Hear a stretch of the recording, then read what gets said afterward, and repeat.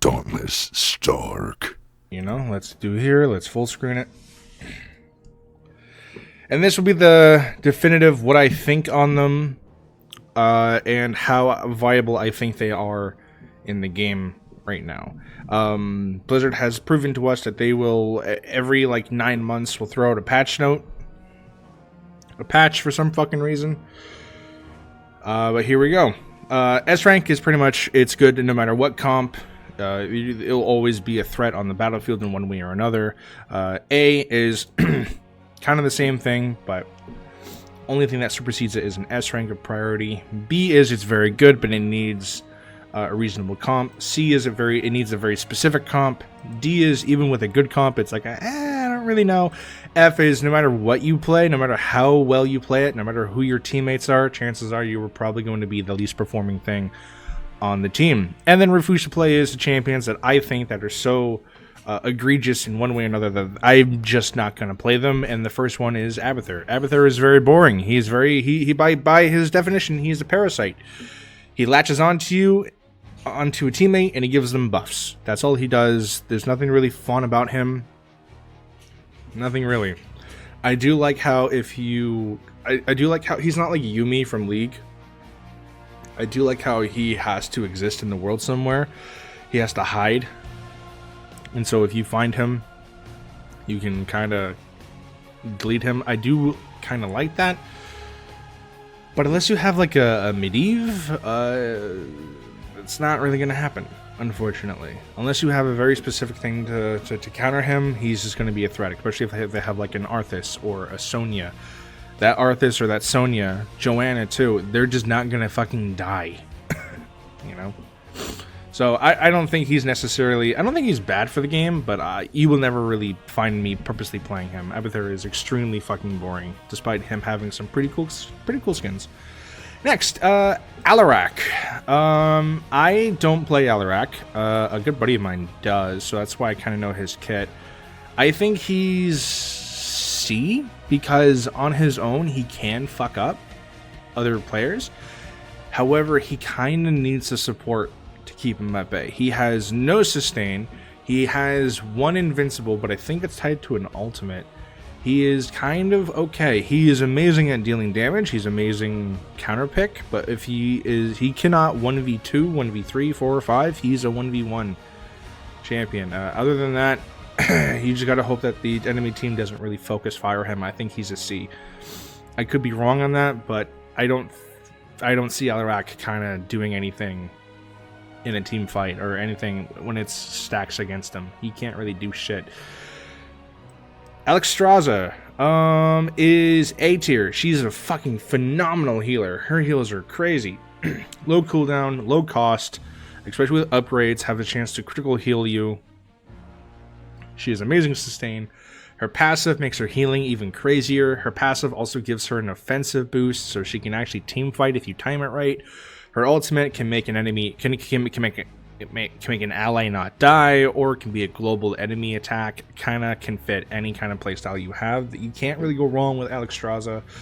Because she's a medic by nature, she's not gonna like carry the entire team. You know, she's not gonna, you know, she might break her back in healing, but she's not gonna do anything like crazy damage wise. But as a healer, she is probably one of the best, if not like tied to being the best in kind of any comp. Next is Ana. So Ana, if you're pro player, Ana is S tier. If you're not, Ana is F. She sleeps you, and that's it. Her healing is okay. If you have terrible aim, like me, she is terrible. You are not doing anything with her, okay? You just want to sit back and you want to auto her because that's the more enjoyable thing to do with her. She cannot do anything else. If you cannot hit her shots, she's fucking useless. Her nano boost is okay. Moralis's is a lot better. And her Eye of Horus is okay. It does hurt, but it's on a very long cooldown, and so it's kind of mediocre. I don't like Ana. I wouldn't really want to play her. I'd play her unless I absolutely fucking have to. Honestly, I would put her here, but I have played her. I have had fun with her, but she is definitely never going to be a first, second, third, fourth, fifth, sixth choice. She's going to be extremely low. Anduin, probably the best healer in the game, next to Morales. His ult alone, unless you go Holy Bomb, which is like, shame on you, you shouldn't go Holy Bomb 9 times out of 10. If you do the Holy Light, whatever it's called, is insane. If the enemy has, if the opposing enemy has no ranged CC whatsoever, your team is essentially not going to die at level 20 if you choose the upgraded ultimate. Anduin is pretty fucking bonkers. He can yoink you out of dangerous areas. He has 2 heals, and does he have 3 heals? No. He has 2 heals, he has good CC, and he is a ranged champion. He has nothing he can't really do. You can build him to be offensive, but you shouldn't, because his healing is so good that it's just not really worth it. But he's probably one of the best healers in the game, and you can tell that he was one of the last, I don't know, 5 champions released in Heroes of the Storm, because he kind of does have that crazy power creep, and it's pretty nutty that he's a healer. He is not the highest record healer, but he is the best all-rounder healer in the game. Anub'arak, Bugman, I'd say he's also C. I think C is right. You need a good team on him. He can't really do anything on his own. He is a Bulwark archetype, which means he does not do damage. He just tanks damage, and he does it very well. If you go his healing passive quest at the very beginning, and you get that maxed out, which takes a while, but if you get that maxed out, not only does he have the highest base health in the game, he has the highest health regeneration with the game. Plus, if you tie that with Locust, he can his Locust isn't really great. I go Locust a lot because it does kind of help you, especially if you have like a big wave of minions on your ass and you need to take care of. That's a lot of healing there. Cocoon is probably objectively better. I just don't go with it because I don't find it as fun. I like Anub'arak a lot. I like his aesthetic. His talents are kind of ass, if I'm being honest. His level 20 is really bad. His ultimates could use a buff. His Locust needs to heal him more. I don't care about damage. His whole kit's not about damage. Otherwise, it's frustrating playing a champion that realistically can never really get kills because his damage is just so low. But he can be a phase tank. He can go siege. His siege is okay. It's not amazing. You wouldn't want to go siege with him anyway because of how effective of a tank he can be. He is a bit of a mana hog. His W specifically just drains all of his fucking mana. It's kind of annoying. He's okay, but if you have like a Malfurion on your team, he's going to be a fucking menace. But ultimately, you need a very hyper-specific comp to make him good, so he's kind of just C tier, unfortunately, which sucks because I really like him a lot. Artanis is a fucking S. Oh my god, how many games I've lost to him alone is insane. If you go the 1 talent at level 1, he is an endgame win comp 100% of the time. Every basic attack increases his basic attack by 0.5 permanently for the rest of the match is ridiculous. Because not only that, it's incentivizing him to be on your ass the entire game. His passive gives him so many fucking shields that he gets away with it. Artanis probably needed a nerf a while ago, but they'll never give him a nerf because he's everyone's little favorite Protoss boy. He's very fun to play. He's not just brain dead, he does have some skill with his kit, but if you go pure auto attacker, it is kind of funny just like hopping on someone and then just seeing their entire health whittle away. So he's really good.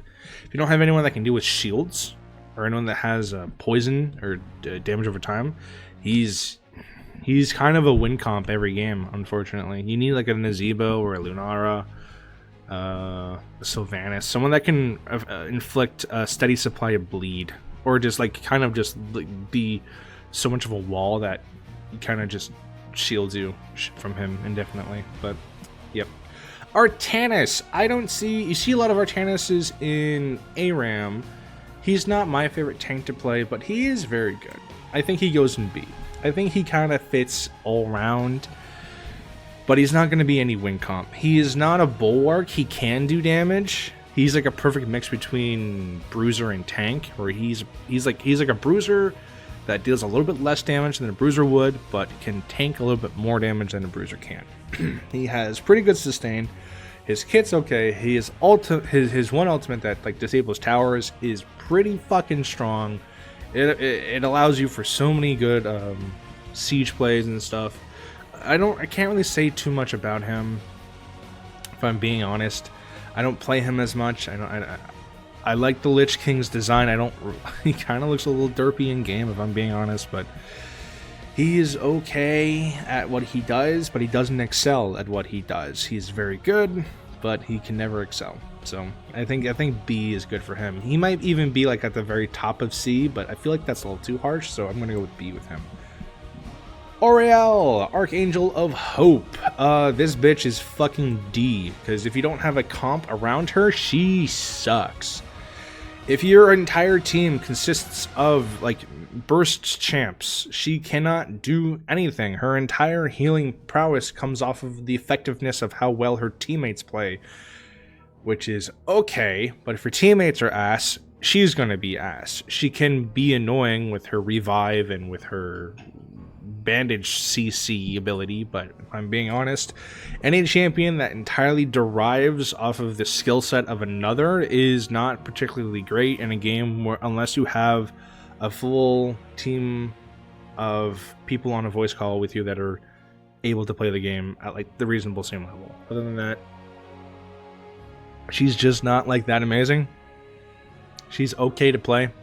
Definitely not my first choice when it comes to healing, but I think she's D. Just because she can heal doesn't mean that she can do it consistently, and that's kind of what you need in a healer, is you need constant consistency in your ability to keep your teammates alive. And Auriel, just by her entire kit, is inconsistency at the finest. It can come in clutch, but at most of the time, it just doesn't, unfortunately. Asmodaniel is, I think he's B. I think it's a really cool idea to give Asmodan massive artillery and kind of like beefy health, probably because he's kind of a fat ass and is an easy target to hit at the cost of being slow as well. They could have made him frail. They made him as frail as like any mage would be, but they didn't make him especially frail like a Protheus or whatever. Despite having, you know, one of the most damaging ranged attacks in the game, especially if you pick his ultimate that increases his Q. Asmodan's pretty great, you know, he's really fun to play. I've played every build with him. I played his auto build, I played his Q build, I played his demon build, his fire build. Every kind of build around him is pretty fun to play, honestly, and kind of keeps you engaged no matter what. They kind of knocked it out of the park with him. But his whole gimmick should always be, I hit you from really far away, and you, for the most part, should not be able to come near me, and I can also send minions to siege a turret at the same time. He can do a lot. I wouldn't necessarily say he's like a jack of all trades. There's some things he can't do. He's not amazing in team fights. He has to stand the fuck away.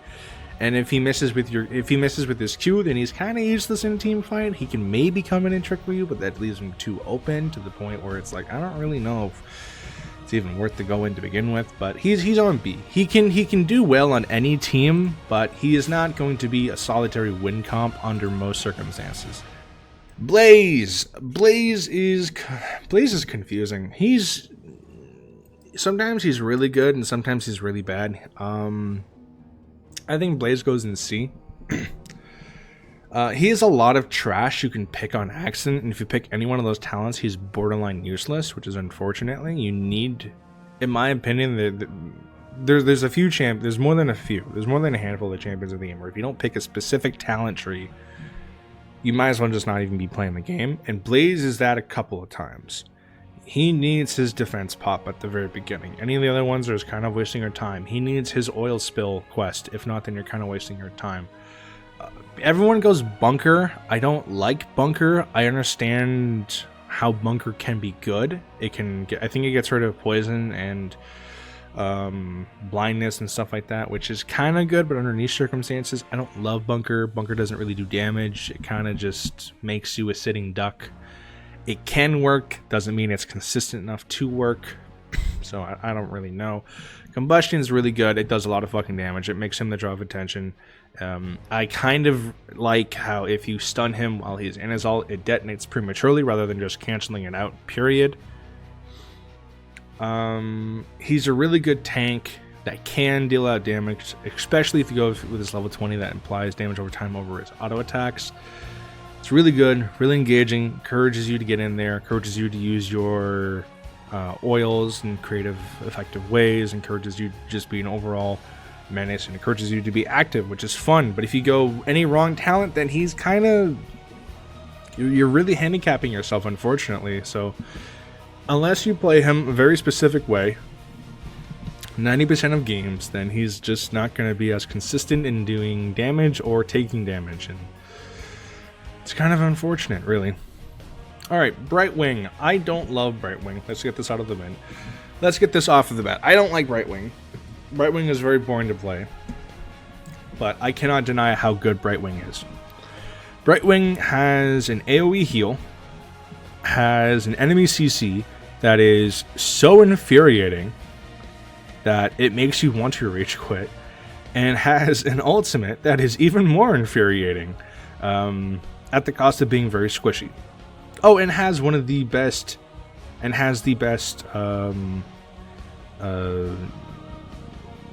mounts ever, if you can even call it a mount. I was conflicting one to call it. Instead of a mount, Brightwing can teleport to an enemy, to an ally, and heal them ridiculous amounts.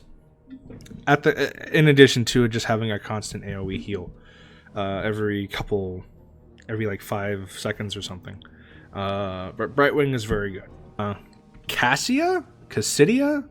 I can never remember her name. The Amazonian from Diablo. I'm opening up Heroes of the Storm as we speak, so I don't make a fool of myself too longer. Cass. Let's just call her Cass. I think she's A. I think she's pretty solid in every team. I played her a few times just because I never really played her. People seem to like her. She's an all-arounder. She's a frontliner, but she's not a tank. She does damage. She can kind of heal damage, but like nothing crazy.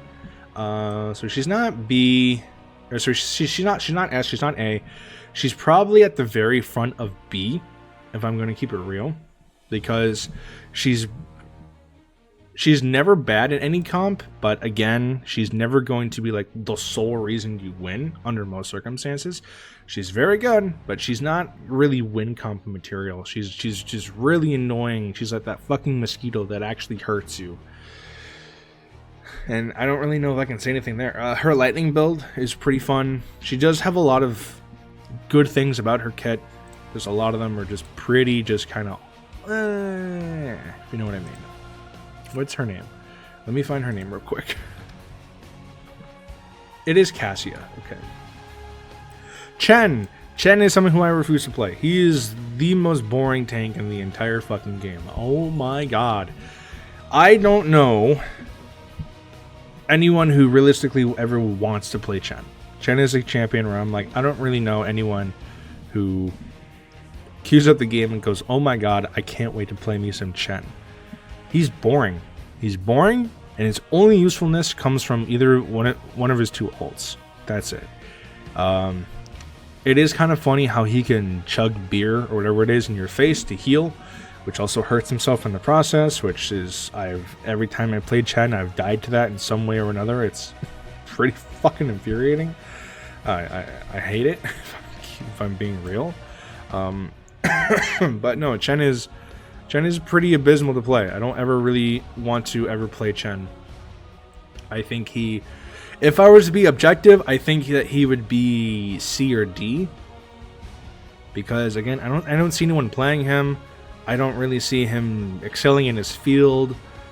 He can be unstoppable to kill sometimes. His barrel ult's fucking annoying to deal with, but it only lasts for however long it lasts, and then it's on like a cooldown, so who really cares? It doesn't even do any damage. His other ult, it's pretty cool where he splits into 3 little dudes. That's only good if you're already ahead of the game. If you have a Chen, that doesn't happen too often. So I don't know. Kuromi. a little dragon mage. I don't think I've ever played Chromie. I think Chromie is one of the very few champions that I have still not played a single game of, or have not remembered playing her, but I still think that she's an A. Her damage output's crazy. Her time mines are annoying. They're very effective to deal with. I think her passive is that she gets talents early, which is pretty fucking busted. And a good Chromie can kind of put you in your place. I can't really say anything more on that. Chromie's really strong. She can do a lot of damage. I get that she's kind of frail, but at the same time, with how ranged all of her shit is, it doesn't really matter. She's pretty fucking good. Deathwing. D. Deathwing's not great. Being immune to CC is pretty cool, but being immune to ally healing is pretty shit. Honestly, if you have a Deathwing, you might as well not have a healer on your team, because it feels like your healer can't be as useful as they can be. You can make the argument that the healer can also focus its priorities to the other 3 members in their team, but it doesn't really work that way. Because when Deathwing keeps dying because he's a big fucking dragon and is going to take all the targets, especially if you have like a Tychus on the enemy team, or an Azebo on the enemy team, or a Lunala on the enemy team, or a Sylvanas on the enemy team, they are going to focus Deathwing, because nothing kills Deathwing faster than damage over time, because he has no healing to counteract it. He can heal himself, technically, but it's agonizingly fucking slow. To the point where it just feels like you are just wasting everyone on your team's time. Deathwing can work, obviously. He has insane damage output. His ultimate is kind of okay. It was really cool when he first came out. And the passive behind it is kind of okay. I've seen it work once. I don't really see anyone destroying keeps with his fucking ultimate. Which sucks, because Deathwing is cool. He's a big fucking evil dragon. How cooler can he get? How more rad can he get than that? But no, he's kind of lame. I've played him. He can work, but again, you really need a team that is designed to keep the enemy team off of you specifically. And that is as improbable as it could possibly ever get. So, unfortunately, I think Deathwing is D, honestly. Yeah. Deckard Cain. Deckard Payne, old man storyteller. This is another champion that I think is really fucking boring to play. But when you play him, goddamn, do you get results. I think he's A. He's not S. He's not going to be like the win comp healer of the team, because he himself is a one-trick pony. He can CC enemies and heal allies. That's all he does. He cannot do damage. He can't do damage. Not only on ARAM can his damage numbers spike up, where it's constant team fighting. He cannot be alone. He is a sitting duck. He is a bigger liability than Probius when he's alone. His healing is pretty amazing. His mana pool is dog shit, so he can't really heal for too long, especially in the early game. His healing is the best burst healing in the game, no shit. But he is best in the mid game, and then he falls off pretty hard as soon as the enemy team gets to level 20s. Or the enemy healer can heal on the same par as him. Maybe I might want to put him in B, but he's so good at what he does. He excels in his field. But because it's a healer, that means he can't really turn the tide of anything. Yes, he has crazy CC ults. One of them realistically stuns the enemy team for like a second, and the other one kind of makes a bunch of shit possible, but it's all in the eye of luck, man. You can't really control... I mean, you can control how the tornadoes go, but enemies, for the most part, can walk around them unless you're like really, really smart on a very specific map. He can work. He usually does, but he's only a healer. He's only a CC'er. He can't do anything else. Dahaka. I would honestly say Dahaka is broken. Dahaka is not balanced at all. He is definitely an S tier. Dahaka is fucking ridiculous. This is a man that can 1v5 a team. I have shown plenty of times on stream how much Dahaka can 1v5 a team. If you go nothing but essence regeneration, this motherfucker can heal like 75% of his max health on 30 essence, and his maximum is 60. It's insane.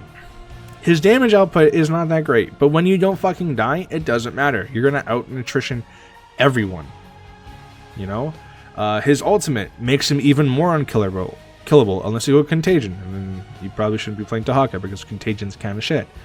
Adaptation is just fucking astronomically busted. It's crazy.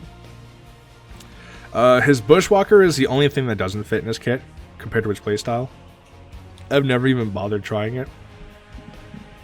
It's a cool idea, but not on Dahaka. When Dahaka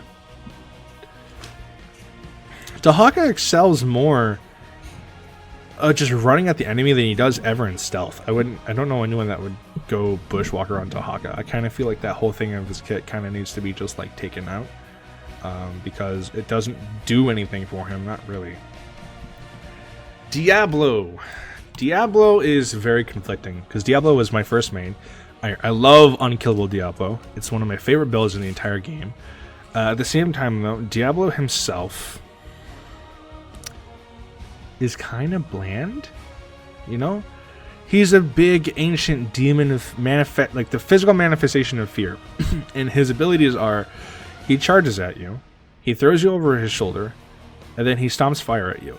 He's a fucking wrestler, which it's funny because they made the wrestling skins for him, but for being such like an evil entity / potentially deity, all of his abilities are like Macho Man Randy Savage. It's a little strange just how much of like a quite legitimate like bruiser he is, but like holy shit, dude. If you go his healing talent at level 1 at 100 souls, which will happen within like 10 minutes, he is really hard to kill. Unless you get CC'd or unless you get caught with low health, a healing fountain will heal you up to full. A fucking healing globe will heal you 25% health and mana. It's ridiculous. Unkillable Diablo is one of the best things to do. His only downside is his ultimates are kind of shit, damage-wise. Apocalypse is pretty good. I like Thunder Breath. It's really good with objectives in the main game. And then his level 20s are kind of shit. The only real thing worth of note is his Thunder Breath upgrade, because then he can take out an entire keep with the duration alone. It's pretty nutty. The damage is kind of ass. It's always been ass, but with Diablo, it's the same thing as Dahaka. It's war of attrition. Just the only thing is that his healing is not nearly as reliable as Dahaka's. Well, Dahaka's is, for the most part, you will always have healing available when you play Dahaka. Alright, let's get to some CDFs, you know. Mathael, he's an F. He is the shittiest champion in the game. I'm convinced. He can't use 60% of his abilities unless you hit him with his E. He can't use his W. He can't use his Q unless you have his E on an enemy, or he autos them. He's very frail. He's an assassin. He's not meant to take hits, so autoing someone isn't really worth it. Hello, everybody in chat. Autoing someone isn't really worth it. His damage is all damage over time, so it's a war of attrition. He's not gonna just like, realistically, he's not gonna 1v1 someone. He needs to 2v2 someone, and the other two people are not focusing on him. He has abysmal cooldowns on all of his abilities. His Q is his bread and butter, and it's on a horrible fucking cooldown, which you are fucking spamming it every fight you're in because it's the only way he's gonna stay alive. And his raw damage is really weak, and a lot of his talents are kind of useless. The talents that increase his E or Q are the only real ones that are worth it. Anything else is kind of okay, but the trade-off of them not having an upgrade to your Q or your E is really bad. His ultimate, everyone likes to go with the execute ultimate because it's the only real way he's going to get some kills. I get that. Thematically, I think that his other ultimate is better, where it coats everything in the thing that his E gives, because then he can use his abilities willy-nilly in an entire team fight. The upgrade to it is pretty dog shit. I'd rather just go with his level 20 E upgrade, but I've tried to make Mathiel work. He has... First of all, they need to make him like an energy-based champion. Or they need to remove his mana. Or they need to change his cooldowns. They need to do something with him. They won't, because it's Heroes of the Storm, and they're not going to do anything to him anymore. But Mathiel is probably the worst champion in the game. He is fundamentally incomplete, it feels like. Which sucks, because he's the fucking Reaper of Souls. He's the Angel of Death. It's pretty sad to see him kind of shit, you know, unfortunately. Alright, what is another hero that I do not think that is great? That it would be Rexxar, I believe his name is. I don't remember his name. I think he's F. I think he's a cool niche, him and his pet Nisha. The fact that Nisha is counted as a hero is pretty bad when you have like a Vala on the enemy team that can just shoot the fuck out of Nisha and get all of her stacks up and then just wipe the team. And this goes for like Nova too, but Nova, it's like you get like 3 shots up before that hologram dies. Misha, if you kill Misha, it counts as like a quarter of a hero's death. Your team gets experience for it, and it's not great. Misha is pretty strong on his own. Rexxar is pretty weak. He has the talent to give some health, but unless you play like a coward the entire game, split pushing, kind of boring if I'm being honest. He's not going to be any real helpful in a team fight. His ultimates are kind of comically lame. Misha gets big and angry, or he summons pigs to run at you, and they give you vision. Like, you're in a fucking team fight. Who the fuck needs vision? You don't need vision in a team fight. Not really. He's not great. He kind of needs better talents. I don't really know how to fix him. I think he just needs more of what he has. He doesn't have a lot of it. I have won with him. I have lost with him for sure. Rexxar is kind of just like he's. I don't know anyone that would want to play Rexxar unless they're a really big bear enthusiast. Phoenix. I like Phoenix a lot, but he is C. He is C. My favorite build was going his slow build, where you would shoot someone 3 times, and that would power his alternate AoE cannon to do big damage, but that build is really shit. And then so you're forced to delegate into his Q build, which is not a bad build. It is a good build, but he does not have any build variety. That being said, he is extremely frail. He has the shield to make up for it, but if you have anyone on the enemy team that has any kind of damage over time, it kind of breaks him. He's out of the fight for a long time because he has terrible health as to make up for it for his shield. But it's really bad. He is not ranged enough to be a good range assassin. His E is comically slow. Many times have I been playing Phoenix and I E out just to die because the E didn't get off in time because you just die instead, which sucks. His one ultimate that is pretty much subjectively better, where he scans the area in front of him and shoots everyone a couple times. It needs way more damage to be useful. It does like fucking 5 damage per bullet. It sucks. His Planet Cracker is his more entertaining one, but all the person unless you're an ally Leoric, cage them in, they're not really gonna be that effective because they can just walk out of the laser beam unless it's like a kill shot. But anyway, it can be fun. It usually is fun, but it's at the cost of playing Phoenix, which sucks because I really like Phoenix. I really like playing him, but he is just not good, man. He is not great. Is there anyone else here that I will not play? I will not play Samuro. Samuro, my mouse is weird. It does that weird scrolly thing. Samuro is a piece of shit. He is on the same level to me as Master Yi from League of Legends, where You just don't engage with him. You just fucking ignore him because there's no point, because he sucks. He goes in here, he runs at you, he turns invisible, he splits into clones. You just walk away because there's nothing you can do.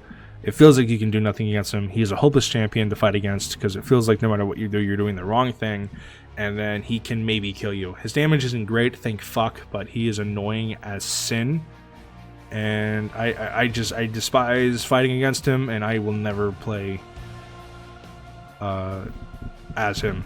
Not really.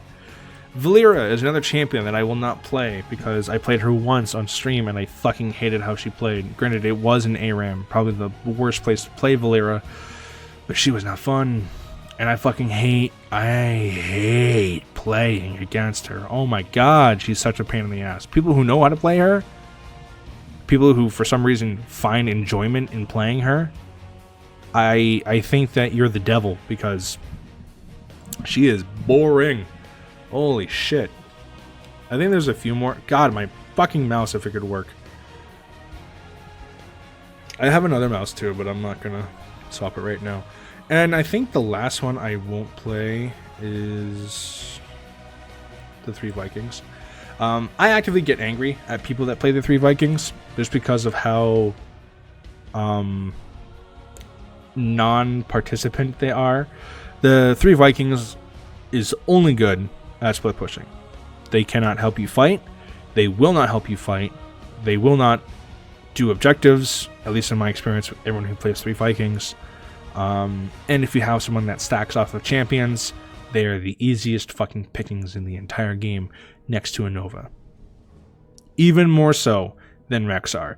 3 Vikings, also, not for nothing, their voice lines, they kind of were outdated at the time they were put into the game. It's cool how they brought in a random fucking old Blizzard IP into the game. Don't get me wrong. That is very cool. I wish they did that with more things. Too bad the game didn't survive long enough to do it. I don't know why they did the fucking 3 Vikings out of every possible option. But I like their inclusion of it. I just really don't like their execution. I think it's really, really shitty, if I'm being honest. Alright, let's keep going down the list. ETC is probably the last one. I will never play ETC. He's annoying. He is only good at tanking and stun locking you. And that's not really fun to play. I don't like playing that kind of champion. I find that too scummy. I like... If there's going to be CC involved, it either needs to be fun or it needs to be skill derived, and ETC is not. ETC has a stun on his dash, he has a stun pushback, and he has a very good... He has both of his ults have stuns. That's a potential of 3 of his 5 abilities that can stun you, and that's just annoying, dude. ETCs are just annoying to deal with. They're not fun to fight. They're not really fun to fight against, and I imagine they're not really fun to play. Unless you really like being a menace of just like having everyone hate you. And I don't think that's healthy for a game, personally. I really don't. And this is a game where I think that every champion in their own specific right is kind of busted, except for the ones in F. But no, ETC is very good at what he does, but what he does is piss you off. And I don't think that's healthy. Whenever there's a champion that makes someone not want to play the game, I don't think that's a good game design, if I'm being honest. There is one more I refuse to play, and that is Cho'Gall. Because I've never played him, because I don't have friends. Sad. I don't have anything against him, I just don't see this fucker. I don't see him anywhere. So maybe I will put in one more list. And it will be called Never Played.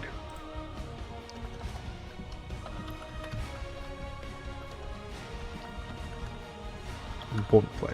I think that's a good distinction. Never played and won't play. And that's where Cho'Gall's going to go. I like his inclusion. I think he's really fun. I think he's a great idea. Never played him. Wouldn't know. I don't know how he plays. I don't know if he's fun. Don't know anything about that. I literally cannot say anything against him. I fought against him maybe 4 or 5 times. I know his kit. I know what he does. That's about it. I don't know anything deeper than that. He's okay. He can be a menace. It depends on the map. I play mostly ARAM. Cho'Gall is not playable on ARAM, so I don't know what to say there. D.Va. D.Va's not bad, I think, but is D.Va great at anything? D.Va's not S, D.Va's not A. D.Va's B, but D.Va's like high up B. She's like there. They changed it so that when you... I don't know if it was always this way. I don't know if it was always this way, but if you defeat D.Va in mech form, it counts as a half a kill, quarter kill. It counts as some kind of hero kill, which is really good because it's kind of easy because she just runs in and dies and then she scurries away. But that's fine because you don't really care about fighting human D.Va because she's out of the count for however long, unless she uses her self-destruct and then she comes back right away, and that's really fucking annoying, as annoying as it is in Overwatch itself, you know. But she's not going to be the end-all be-all on your team. She's not going to be the reason. She's not going to be a win comp of herself. She can be really annoying if your team's not necessarily great and they keep focusing the D.Va. Yeah, she can be a problem. But that goes for any tank, really. I don't really know if I would put her higher. She wouldn't go lower because she does have her usefulness. You know, Bunny Hop is probably her best ult, even though I like micro missiles because I like multi-hit attacks. They're really fun, and D.Va is nothing but multi-hit attacks. So there we go. I think that's fair. Falstad is another B character. I don't think I've ever played Falstad either, but I have nothing against Falstad. I know that he's a frail glass cannon mage. His Thunder ultimate is really fucking annoying. It's essentially a Lux ult. But I don't know if I've died or have lost a match specifically to Falstad. So I can't really say. I feel like I fight this fucker all the time, but I don't really have much to say about him. I know that instead of going on a mount, he can fly to anywhere on the map that has vision. That's pretty good. It's quite good. Other than that, oh, his passive Thunder Shock AoE is pretty annoying. There is that as well. Other than that, though, I don't think he's going to be winning any games. I don't think he's going to be losing any games intentionally just by having him on the team. So I think B is another really good point too.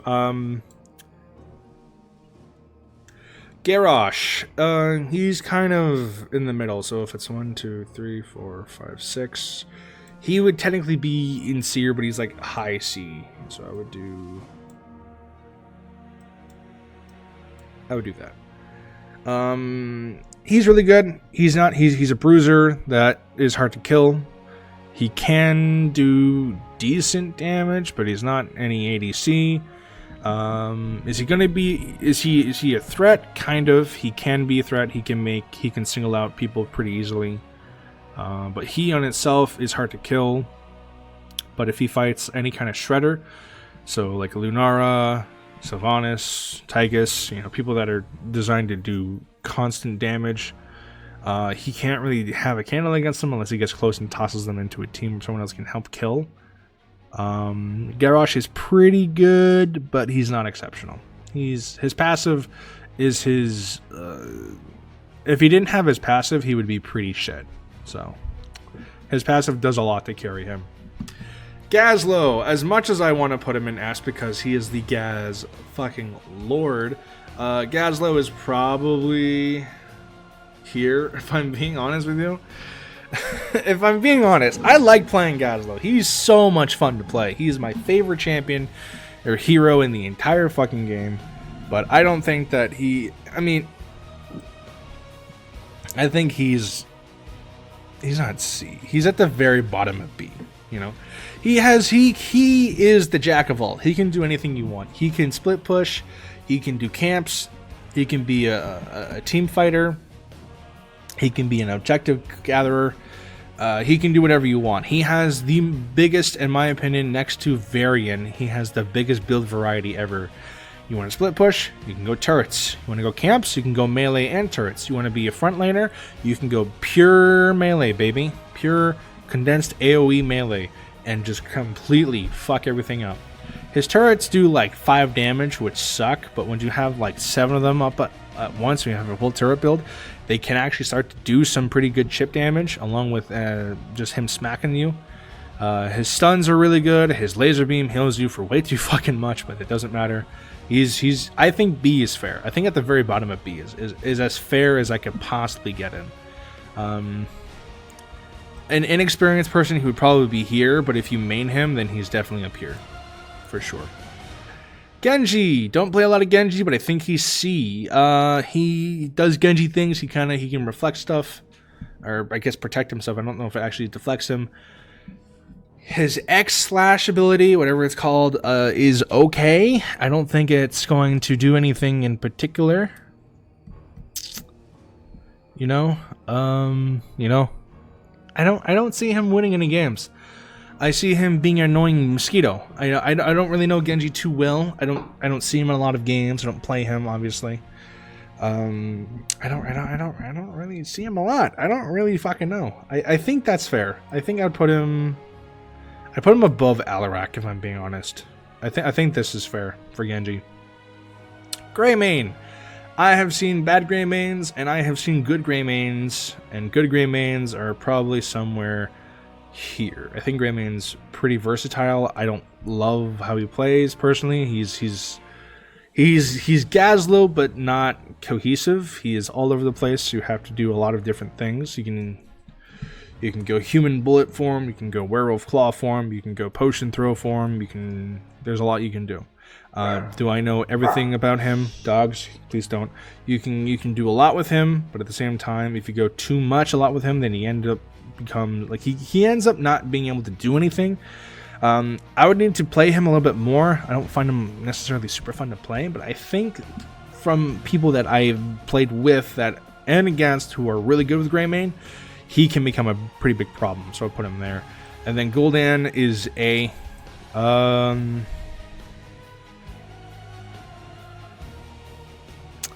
put him ahead of Chromie. His damage output's insane, dude.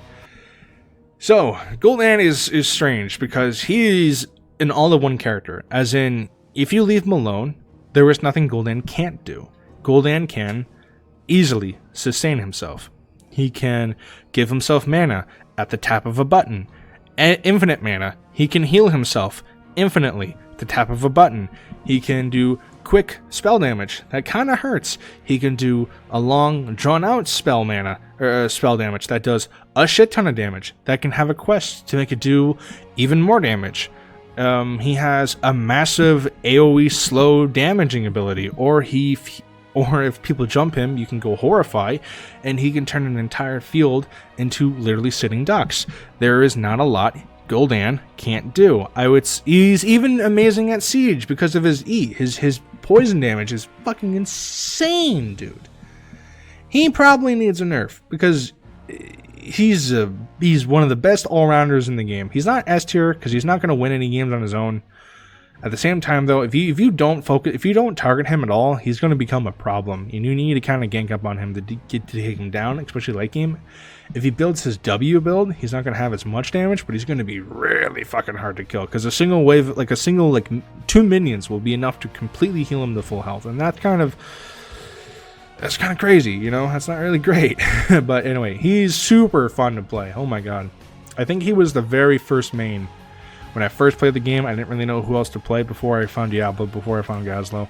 I think I played Gul'dan quite a bit. He's a lot of fun. Hanzo, Manbo, Samurai, Commando. I think he is D, if I'm being honest. Hanzo, in my opinion, can only do two things. He can reveal an area relatively easily, and he has the Dragon ult. That's it. He does okay damage. He is pretty good agility, but he doesn't excel in any of them. The only thing he has is his Dragon Ultimate, which is just one of the cooler visually looking ults in the game. Can you make him work? Yes, I have seen really good Hanzos, but 9 times out of 10, I have seen mediocre Hanzos at best. He is hard to kill, he is hard to catch, this is true, but at the same time, unless he ults you in a really good spot, he's not doing a shit ton of damage to you. I could be inexperienced playing with Hanzo because he's not exactly a popular champion, but I think he's in D. Is he at the bottom of D tier? No. He is probably, so far, he's the head of D tier. Hogger. He's not C, but let me think. So, I've played Hogger and ARAM enough times to play a game with every build that Hogger has. He has his spin to win build, he has his dynamite build, and then he has his rage build. His spin to win build is super lackluster. It does very, very little damage. Too bad it's really fun, but it's almost not worth it because he does so little damage doing it. His dynamite build is pretty strong early on, but falls off really fucking hard to the point where late game you're not doing a whole lot. But his rage build is consistent the entire time. It gets slightly better and better with each upgrade, and if you go the first two, then he's probably here to here. But if you go rage,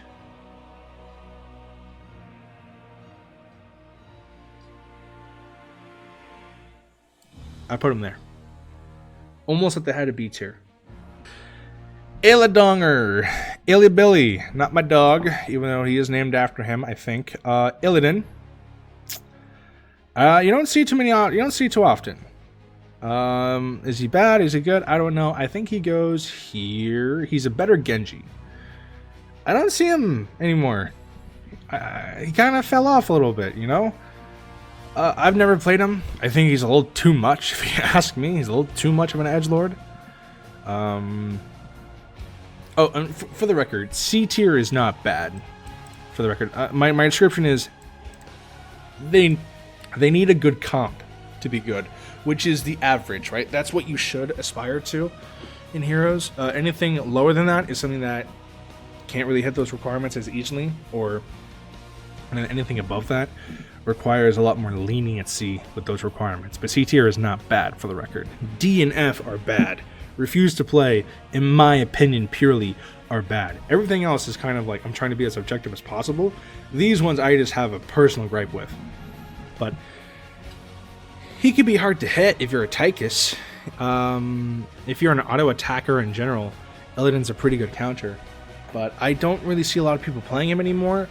His, I think, global alt's pretty strong, but everyone kind of goes his demon form instead, which does what he does, but just on crack, which is pretty cool, but I don't really see him a lot, so I can't really say. Imperius. If I'm being real, Imperius can be very strong, but Imperius is definitely not B tier.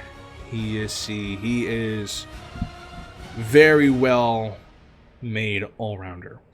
You know, if I'm being as honest as possible. He cannot siege. He cannot 1v5. He can be an amazing duelist, which is a 1v1er. He will most likely win most 1v1s, unless he's fighting against something that specifically counters 1v1ers. So think Gazlowe with his melee build, for example. If you go Brand, he's really strong. If you go his Q, he's really strong. If you go his E or W, you're kind of falling behind. Angelic Arsenal Ultimate is cute, but it's not great. His, essentially his Get Over Here one is probably better because it can reposition you a little bit better, but his ultimates can be good, but they're very easy to flop with, unfortunately. Both of his ultimates, if used incorrectly, can do absolutely nothing, which isn't really fun. You can say that Angelic Arsenal can keep him alive. I don't know if that's worth it for an ultimate ability, because yes, he does get a decent shield pop. But unless he times it just fucking right, he's not going to be able to do damage with it. If he misses it, then he's fucking womp womp. What you gonna do? So I think that's good. He's either C or bottom of B. It depends on player skill, but I think as a champion, if the average player played him, someone who didn't main him, I think he would go there. Yeah. Jaina, the Ice Queen. I don't know if she's an Ice Queen. I don't know WoW lore. I think Jaina goes in A because what Jaina does, she does really well in. She slows and does damage, and a shit ton of it as well. You know, again, I may be biased. I play her mostly in ARAM, where she fucking slaps. But in base game 2, she has everything a mage wants. She doesn't have health sustain, even though she does have a stasis, which is pretty cool. She has mana sustain, which is what you need. Because if you have health but no mana, you can't do anything. But if you have mana and have no health, you can still do something. She has great sustain. Her abilities are pretty fucking damaging. Her cone's kind of weak, but her piercing and then her Blizzard Storm, really strong. Honestly, they're crazy abilities in a team fight. You can't really dodge them. You got to get hit by them. Just fuels her, makes her stronger. Her Ring of Frost is potentially like it can turn the tide of games depending on how well placed it is. It's surprisingly easy to hit with. I'm constantly surprised. Like, oh my god, that fucking hit! Oh my god, because it's a ring, right? So it's not always easy. Her elemental ult is... I like it, but I'm biased because I kind of like summoning shit in games like these, but is just not as good. I've never really found it worth it to upgrade it. So Ring of Frost is usually just the go-to that people go with on Jaina, and I can see why. It kind of kicks ass. Is she at the bottom of A tier? Do I think Diablo is better than Jaina? I do. Because if you go... I'm also ranking people on their highest potential with, in my opinion, their best builds. I think that Unkillable Diablo is better than Jaina. You know? I thought Joanna was really fucking lame. I thought that a Bulwark on Joanna... she's a Bulwark. She's not meant to do damage. She's meant to take damage. I found her really boring to play at first. Until I kept playing with her. And then realizing just how much of a problem she is late game. When she has her quest build up, when she has her level shield thing, her unstoppable, which lasts for 9 fucking years. Joanna is an issue to deal with 90% of the time. She is really annoying. Her CC is obnoxious but fair at the same time. Her blind is annoying to deal with, but it does no damage, so that's pretty much all it does. And her ultimate is really good at getting in or out of situations, or her shield bash is amazing at team fights. Every time I play against Joanna now, I dread, because I know that she's going to become a problem. I think that I would do that instead. Joanna is super fucking strong. I don't know when I don't know when they buffed her, if they buffed her, or if she's just been this fucking strong the entire time. But Joanna is definitely a win comp because it's really hard to get rid of her in any fight. Junkrat. I think Junkrat's in C tier. Junkrat is okay at what he does. He is an endgame champion. His scaling is okay. He does okay damage the entire game. Nothing wrong with him. He has... Utility-wise, he has an amazing ult. Where, say he's low health, he pops his ult, he gets a fresh respawn rate at the cost of dealing a shit ton of damage to someone at no character death prompt to the enemy team whatsoever. He basically, he does a shit ton of damage and gets a full heal out of it. Or he can go Tire, which is okay. I don't know why you would go Tire. Oh, and he's cool because you can have 2 ultimates at the same time. Unupgraded, obviously. He doesn't do anything crazy. He can make some pretty good plays with his jump ability, with his jump pad. But no. He's always manageable. He's dealable. He's fair, I would dare even say.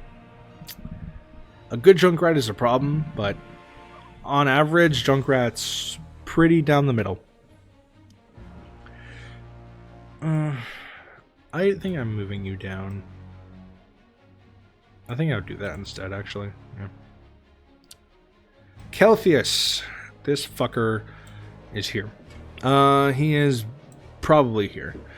I hate how much damage this fucker does. Oh my god, this character does damage just by existing. He has his fireball ultimate alone is bullshit. It homes in on you. There's only one way there's only technically 2 ways to not get hit by it. There is no outrunning it. If you are at a certain health point, you just die, and it sucks. The only way you can dodge it is if you go to if you base in time, or if you go to stasis. Any other time, it's going to hit you. Doesn't matter how far you go, where you go, you get hit by it. People go his Phoenix ult all the time, and I think that's dumb. His Phoenix ult's okay, but compared to the Fireball, it's nothing. People go it, and I don't know why. Every one of his abilities sets you up for getting hit by an even bigger, stronger ability, and it sucks. He's super not fun to fight against, but you always want him on your team because of the sheer amount of damage he does. He's A tier. I don't really have too much else to say. He's really annoying, but he's really important. Kel'Thuzad. There's a lot of Kells in World of Warcraft. Kel'Thuzad is, I think, here. He is a very high skill-based champion, but holy fuck, if you are skilled with Kel'Thuzad, your enemy is going to have a bad fucking time. CC for days, giant magic spikes shooting up out of the ground, dealing shit ton of damage, or you can go self-preservation and you can make yourself have almost no fucking death timer. It's pretty nutty. I don't really have anything else to say about him, being honest. Like he's very complicated and he can do a lot of different things. But at the same time, all those different things are kind of simple. It's executing them, which is the hard part. I'm not great with him, but he is very fun to play. He's also very, very annoying if he's on your team because he doesn't shut the fuck up. I would recommend turning the game volume down because you will be hearing him a lot. I may need to take a break to get some water. Okay, we still got a chunk left to go. Kerrigan, I think, is D. I don't know where in D. Put her there. She kind of just... She's really strong early to mid game, but kind of falls off late game, which sucks, if I'm being honest. Her ultimates... I don't know anything about StarCraft. I've never played StarCraft past like an hour of the first one. I don't know anything about her lore. Her ultimates are weird. Ultralisk can work. I've had it pretty much kill. Her Ultralisk ult once made me lose a game, which was annoying. But her Maelstrom ultimate, which I think is probably her better ultimate, is never used for some reason. And her Hulk hit is delayed and it requires timing, which in a game that's real-time strategy is very, very hard. And her passive is very, very strange. You gain shields if you do damage, and it's like, okay, but she doesn't get enough shields to the point where she doesn't die. She... Bless me, she needs a buff. She does not excel. She doesn't even do necessarily like too well in anything she does. She needs more of what she has. And in the same boat, I think Kharazim is here. He's a combat medic. He's a combat medic, but you forget he's a medic half the game. I've never played him. I think I played him once. He was so uninteresting that I don't even remember what his abilities are. I know his ults, but he's super not fucking fun to play. His 57 palm strike, whatever it's called, can hurt, but you need to be single target. His revive is obnoxious, but I think it's only on himself. I don't ever see him healing. I don't see him doing anything he's supposed to do. I don't think he should be a medic. I think he should be a support, honestly, because healing is secondary to him, and it's not really good for a team comp. If he's your only healer on the team, you don't have a healer on the team. Is how I feel, if I'm being honest. Lucio. Lucio is a better Brightwing. He has no CC, that's true, but he is nothing but consistent healing. Is he better than Deckard? No, because Deckard can do other things when he's not healing. Lucio can't. Lucio heals. He doesn't do anything else. He has a shockwave. What do you fucking do? It does like nothing. He can put on a little boombox. What do you fucking do? It does nothing. He can auto you. What do you fucking do? It does nothing. You know what I'm saying? He can amplify his healing. Okay, cool. That's all he does. He can also give your team a big ass fucking shield that lasts for like 2 seconds, which is okay. It's good to survive like a Mephisto ult, I guess. Like, it's good, don't get me wrong, but it's him in combination with other champions that are gonna make you win the game. Him himself is not gonna make you win any games. Even though you kind of always want to Lucio on your team, he is extremely boring to play because that's the only thing he's going to be doing is healing you. He can auto you, but his autos do like 4 damage. What do they fucking do? Alright. I'm going to have to swallow some painful truths here. I love Leoric. He is my second main next to Gazlowe. But he is not great. He is not C. I think he is better than Kerrigan. I think he goes straight there. They can't make Leoric better because they gave Leoric a lot of things. They gave him sustain. They gave him mobility. Kinda. They gave him CC. Kinda. They made him... So Leoric is extremely weak mid-early game. He is a late-game bloomer. Once you reach level 20, he is a fucking menace. And he will 1v9 you. If you can beat the game before that, you're good to go.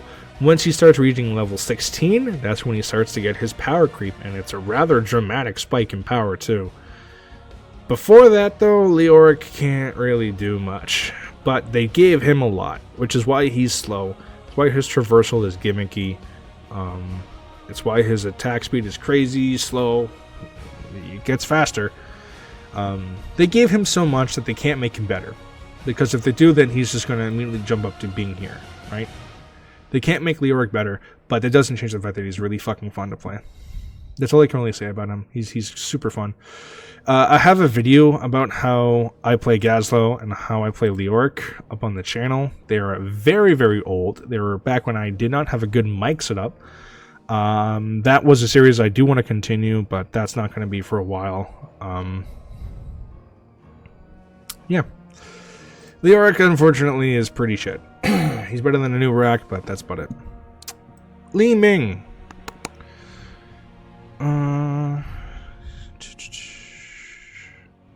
Is Li Ming better than Kalthus? I don't know. I think these guys would be tied, honestly. I see Kalthus more than Li Ming. Li Ming is really strong, does a lot of damage, has mana problems, kind of. Very frail. Hard to hit her, though, because she teleports all over the goddamn place. She's kind of a problem to deal with, nothing really crazy. Her damage output is not nearly as dramatic as Kalthus, though, but it's a lot more consistent, a lot more continuous damage on her. You only really go the one ultimate on her, which I guess that's true. Her wave of force ultimate I've never seen ever, because her other ultimate's just so good. I don't really have much. She's kind of uninteresting, to be honest. Kalthus is only fun because he does big numbers, but Li Ming is fun because she does the same thing, but she's just more agile. Lily is... So, Lily is not nearly as good as Deckard Cain when it comes to burst healing. I think I will put her at the top of the other two healers because if you want, instead of healing, you can make her an offensive support by super attacking and slowing enemies down drastically. And she can become a menace if you don't put her in her place, basically. Nothing I can really say, but just because she has more options than Brightwing and Lucio, that kind of makes her a better healer. Her healing is really strong, especially late game, when her healing doesn't barely even cost mana half the time. But But it's just the fact that, say you have Lucio and a Lily, Lily can become an offensive champion at the cost of not having nearly as good healing, which I think is very worth it. Morales, though, see, this sucks. Morales is a really good healer, but she is.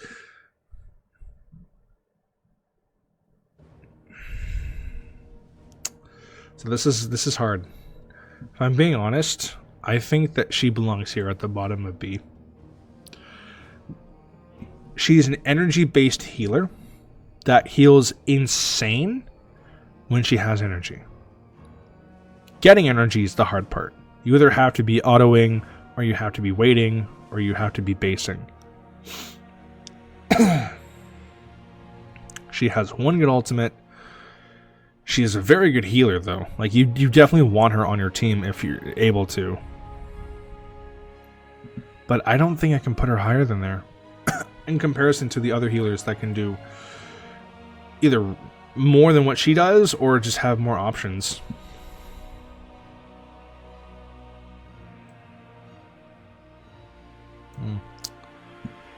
Lunala? Is that... what is this bitch's name? I can never remember this. It's Loon something. I call her Lunara. Is that her name? Lunara, that is her name. Okay. She is definitely... I would put her above Deckard. She does one thing really well, and that's apply poison onto you. With her, Deckard becomes irrelevant. Lily becomes irrelevant. Lucio and Morales excel in healing damage over time. But she kind of hard counters a lot of the healers in the game. Maeve. I have played Maeve. I know that Maeve is... She's not going in F. She is the least played champion in the entire game. I know that she can be good. But I think she goes there. I think she does. I don't know what she does, though. So maybe I can't... I'll put here.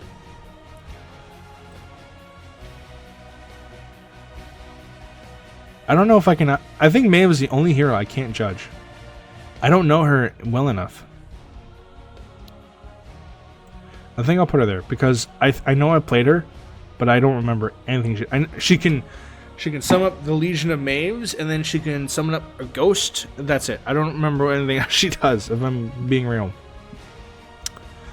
Mulganis is... If I'm being honest, Mulganis is like here.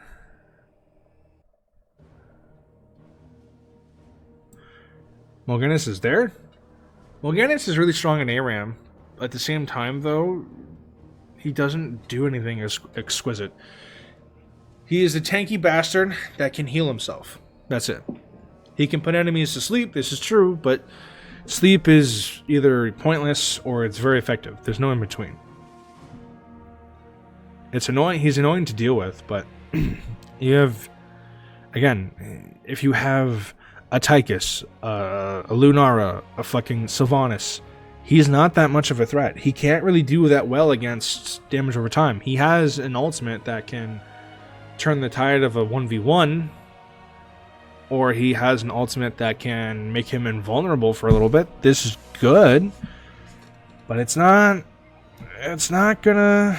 Realistically, though, the chance of it winning any game is kind of just like, I don't know about that, you know?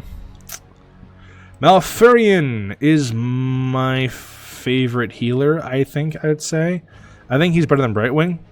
He is a healer that can CC, but his big gimmick is that he can, in addition to restoring health, can restore mana, which opens up a lot of fucking really good possibilities with a lot of other heroes, like a Nubarak or any mage in the game. It keeps them in the game far longer than any other mage, than any other healer in the game, and that's pretty good. Nothing really else to say there. Medivh. As a support, you never want to fight against a Medivh because he's not going to die. He is Zul'jin's biggest nightmare. Medivh's he's A. If I'm being honest, he's A. As a support, there's a lot that he can do. He can be permanent vision. He can make anyone invulnerable for a brief second. He can create teleporters to put everyone in or out of a team fight. His ultimate can mass CC you. Or his ultimate, I believe the other one is, can stop a large group of enemies. You know? There's a lot that he can do. He will not be getting any kills, realistically, but he will become a menace, and he is just so fucking hard to deal with, and he's not easy to gun down, and he's just like fucking die, dude. Mei is better than D.Va. I would put Mei right here.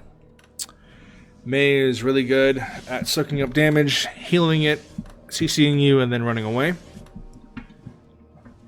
But like everything else, she's a tank. She's not really meant to do damage. She's not a bulwark because she kind of does a little bit more damage than the average tank. But she's not Breezer level. She's definitely a tank through and through. This artwork is adorable of her. But at the same time, though, I think that she's really good at what she does, but she doesn't push any boundaries. So she doesn't exceed at what she does. She does what she does quite well. Mephisto, I think, is perfect at the bottom of B. Do I? No. I think Mephisto is the very top of C. Mephisto is a get in, get out. He's a hit and runner. He's not meant to be like direct contact. He's meant to take like a hit or two and then run away.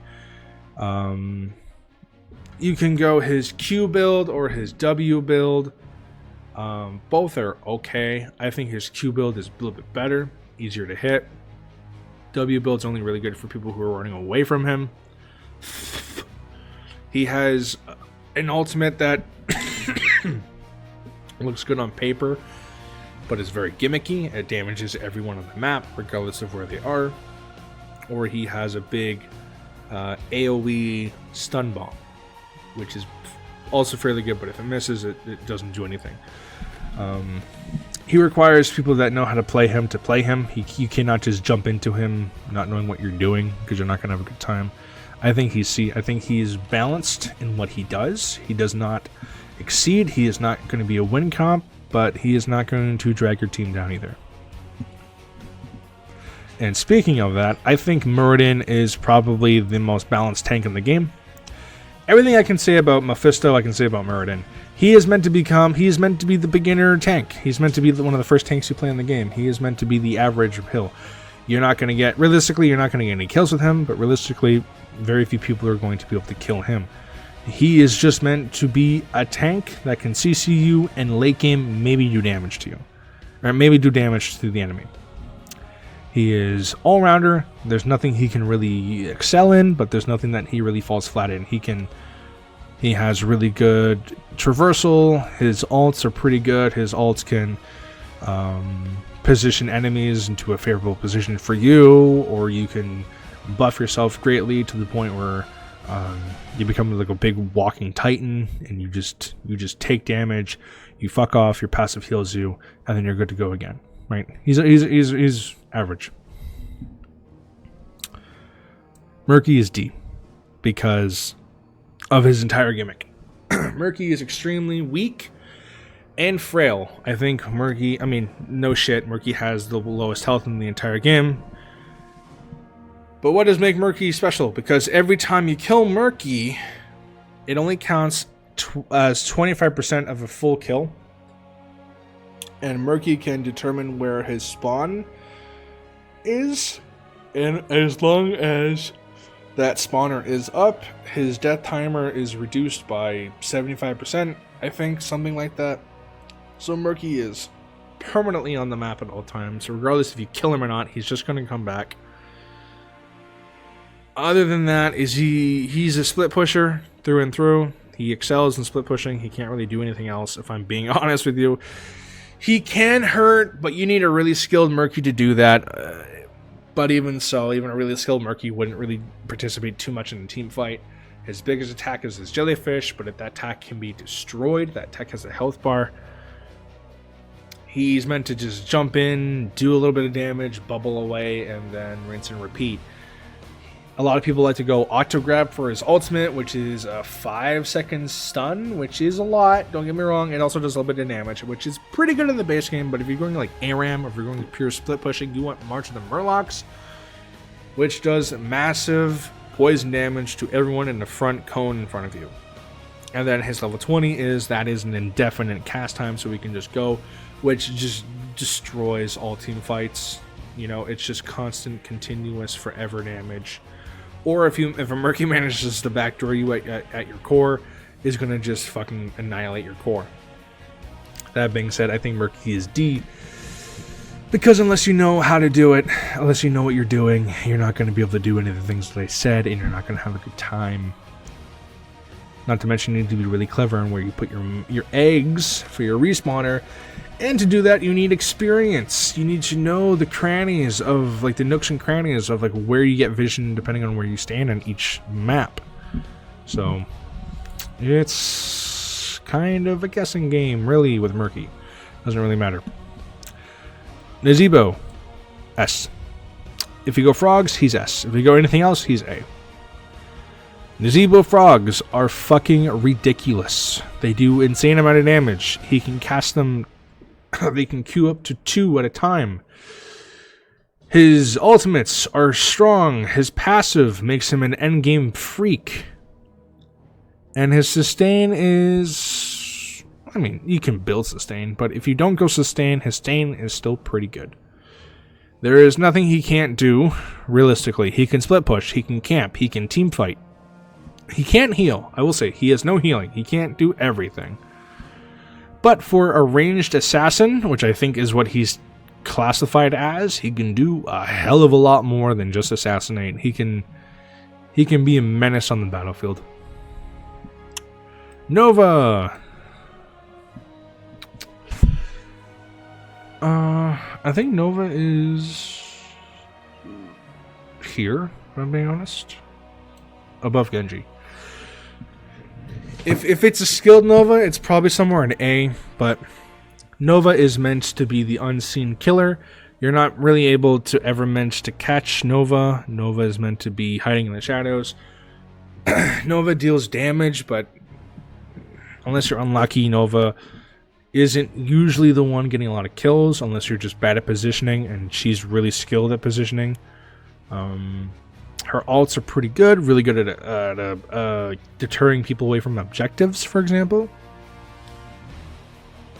And late game, she can be a threat, but she's got to be in C tier because she's very easily abused against. If you have a Vala and your enemy is a Nova, that Vala's going to get a lot of stacks just by shooting the clones of Nova, because that gives her hero stacks, because Nova's clones count as heroes. You don't get any like experience for killing the clones, but you get quest participation, which in a lot of cases matters a lot more than the actual experience you get.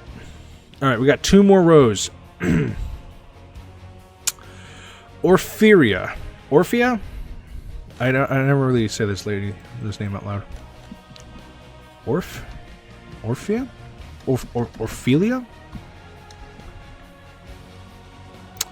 Orphea. Is she B? Yeah, she's B. But she is probably here. She's really good at what she does. Being a front... Is she a bruiser? What is she classified as? She better be a bruiser.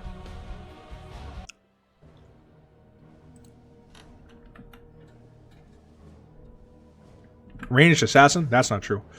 She's a tanky bitch. She's hard to kill. Her passive makes it really hard to kill her. She's hard to kill, and her damage output's crazy. She's very mobile.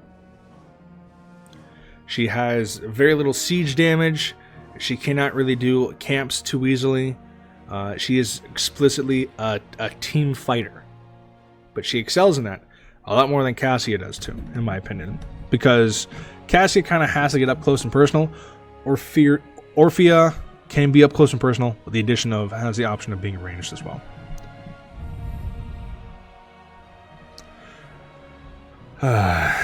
Probius is F.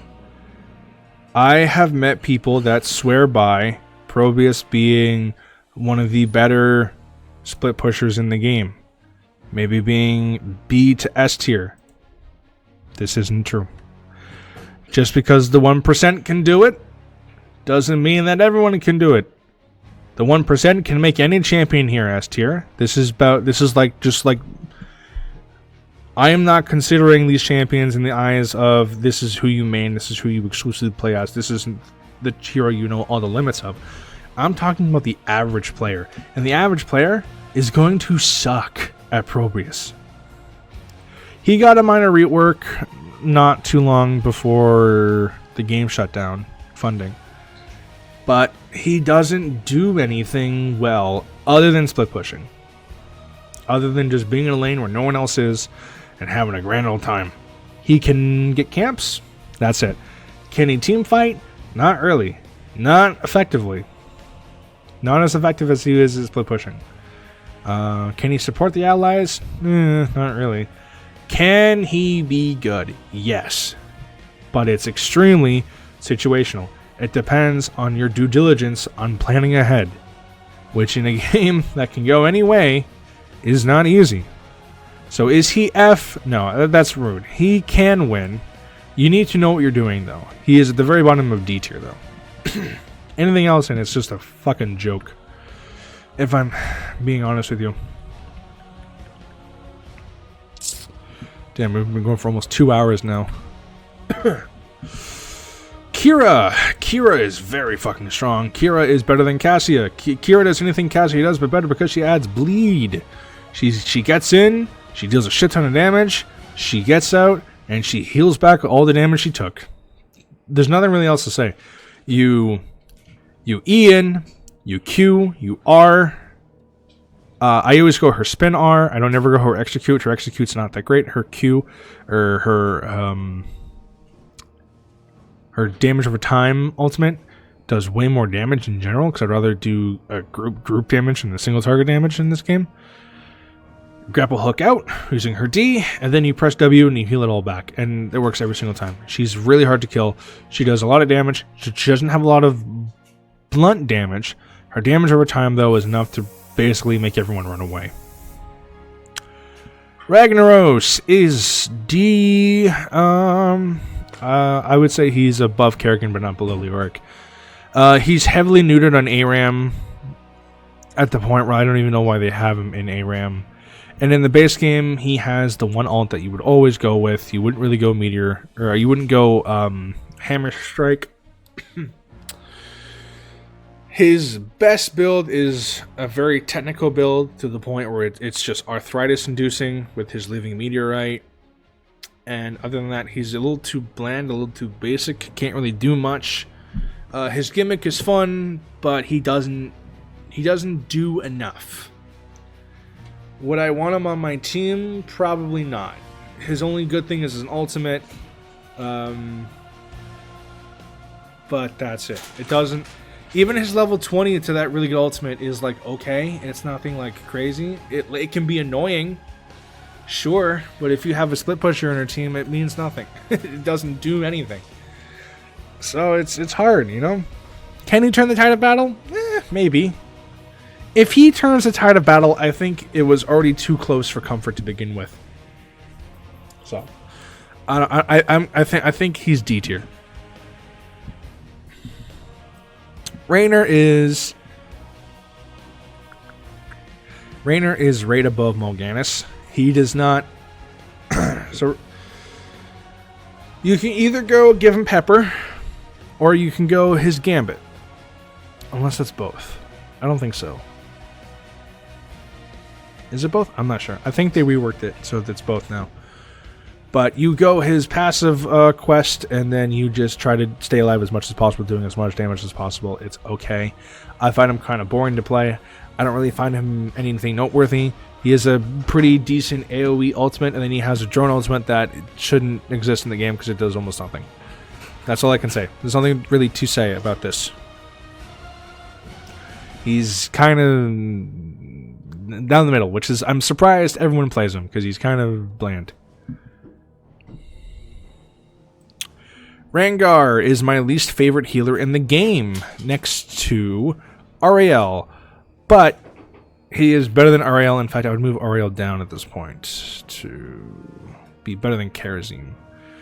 Rengar is technically a combat medic. He attacks that can occasionally heal. His healing is pretty AoE. It's technically classified as a burst heal, but it splits to other people. It's okay. Is it going to realistically save you from a fight? Not really, because it's a pretty high cooldown and it's only one heal. He can make it more than one heal, but you would have to be very desperate on heals to go that route, and I don't know if that's the best way to go when playing Rengar, but I don't really like playing Rengar that much. I've kind of grown a distaste for Rengar.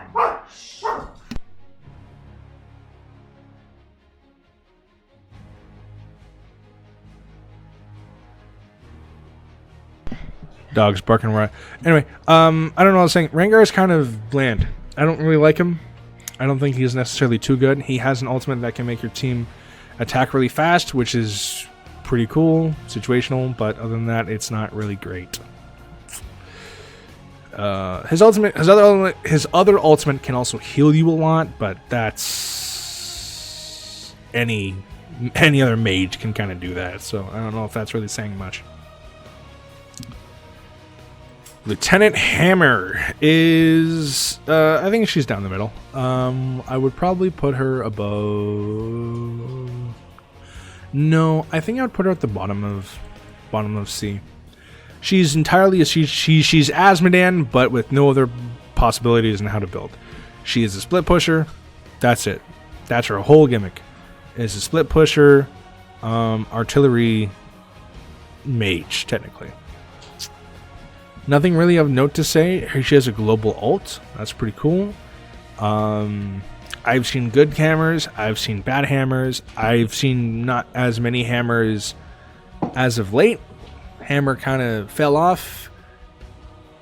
I don't really have anything else to say. I don't play Hammer. I don't really have anything against Hammer. She's annoying, but other than that, there's nothing really there. Sonya. Oh, Sonya. Sonya is up there with Diablo with being unkillable. If you have an Abathur on you, Sonya is an S tier. Sonya on her own is an A if you know what you're doing. She's probably up with damage outputs of like Kel'Thuz and Gul'dan.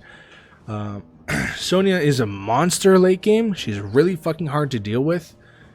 She's tanky early game. When she gets her ult, she can do damage. And then late game, that gets exonerated significantly to the point where you can give her unstoppable.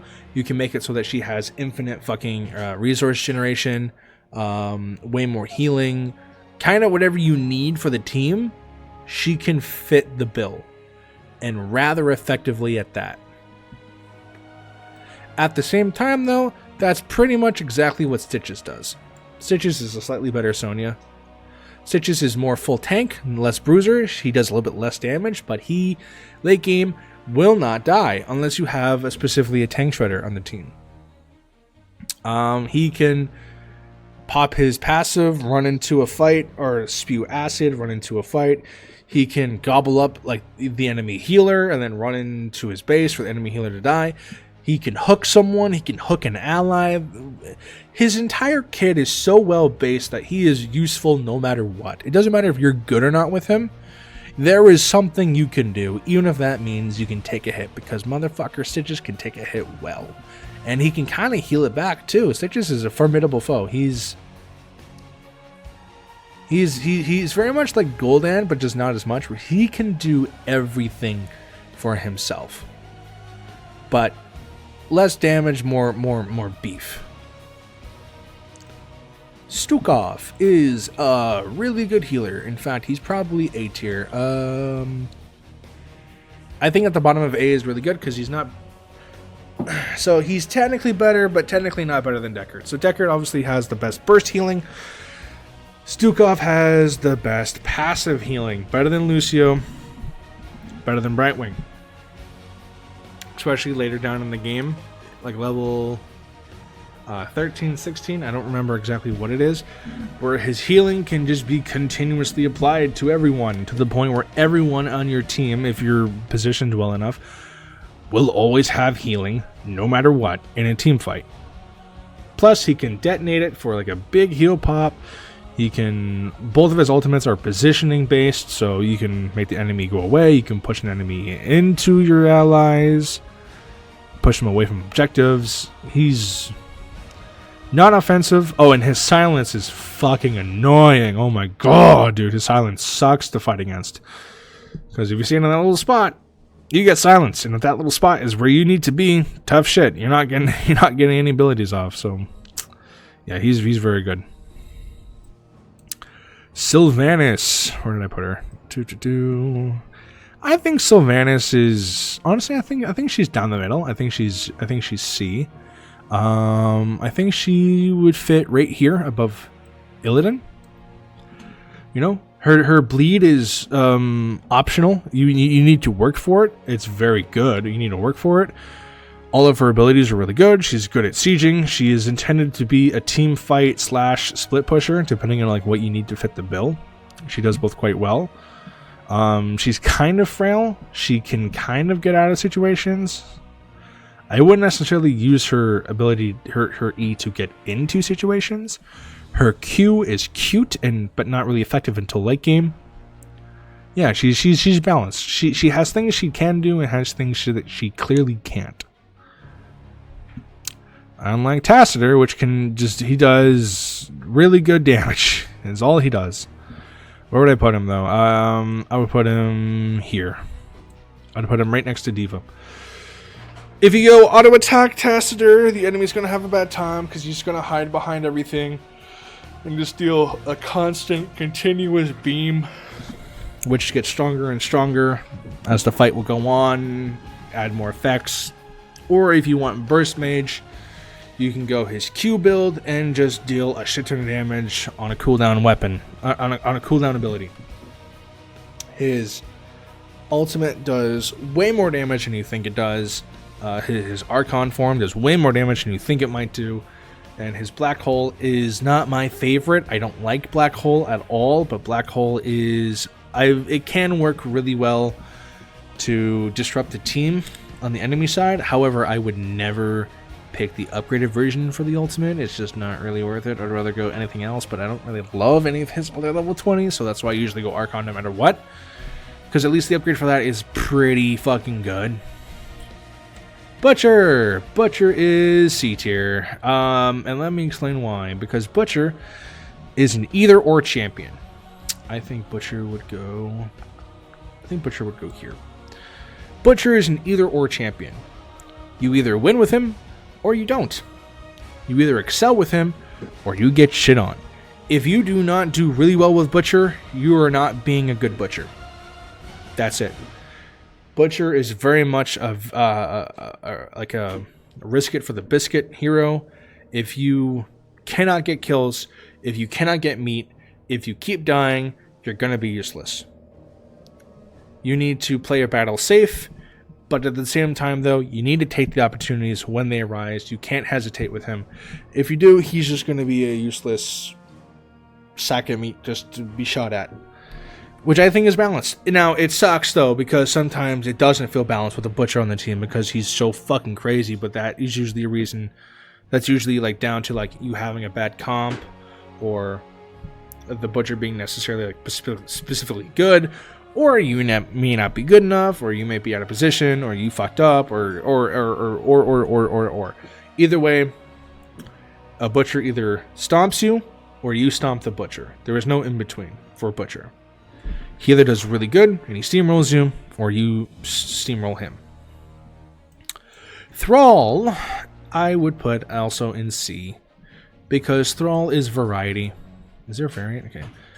Thrall can go here. Thrall can do whatever you need him to. You need him to CC? Thrall can do that. You need him to be tankier? Thrall can do that.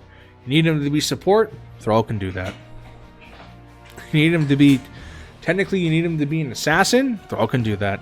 He has crazy build variety to the point where he's a jack of all trades, master of none, you know. He can do whatever you want him to. He'll never excel in that field, but it's always an option if you don't have it to begin with. Tracer. Honestly, as much as I want to, I think Tracer is. I think Tracer's D.